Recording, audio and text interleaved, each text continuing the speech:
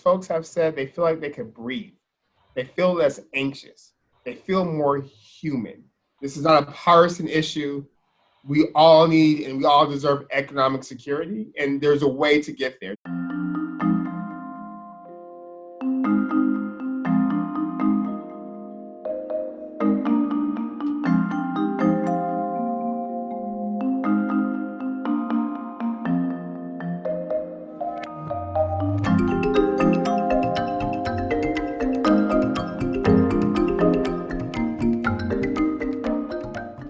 People are out talking about not just police violence, but the violence of poverty and the violence of structural racism. I started the Mayors for Guaranteed Income, a network of mayors started by 11 of us from throughout this country who are advocating for a guaranteed income at a federal level. And while we wait for Congress to act, we are actively either doing pilots or beginning to do pilots in our cities to illustrate that our folks need an economic floor upon which to build upon.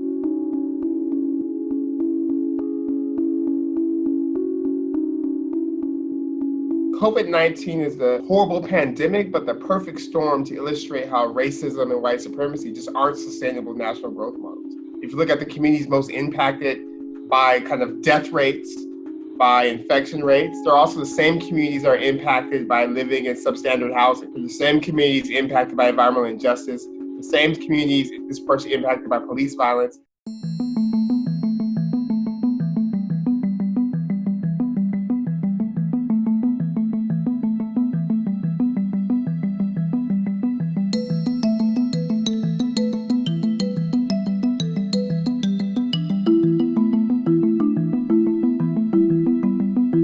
Black families with college degrees make 70 cents on the dollar of white families with high school diplomas. It's not just choices people are making to get education, it's not just differences in educational attainment, but there's something structurally wrong in our country with such incredible wealth gaps.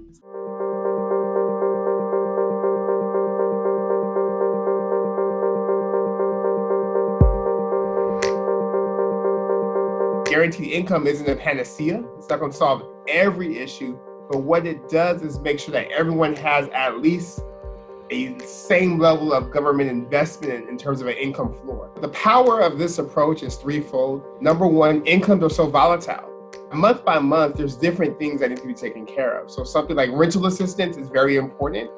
But for this month, rent may be taken care of, but I really need help with my lights, and rental assistance can help pay for that. Number two, this is incredibly important and different because it speaks to who do we trust. I would argue, and the rest of the mayors in the network would argue, that we should trust each other. We should trust fellow citizens. We've seen that we trust rich corporations and the top 1% with trillions of dollars of relief through the CARES Act. And it's like, can we trust regular people, the people who make up the government, we the people, with the same level of agency to make the decisions necessary for themselves and their families? And then number three, because it's simple, it's direct, and it's ongoing. Here's a cash payment every month, understanding that A, a lot of people are out of work because they can't work. B, a lot of people are working but are literally risking their lives as essential workers and still can't pay for rent, and still can't pay for car notes, and still can't pay for healthcare bills, or still can't pay for an emergency.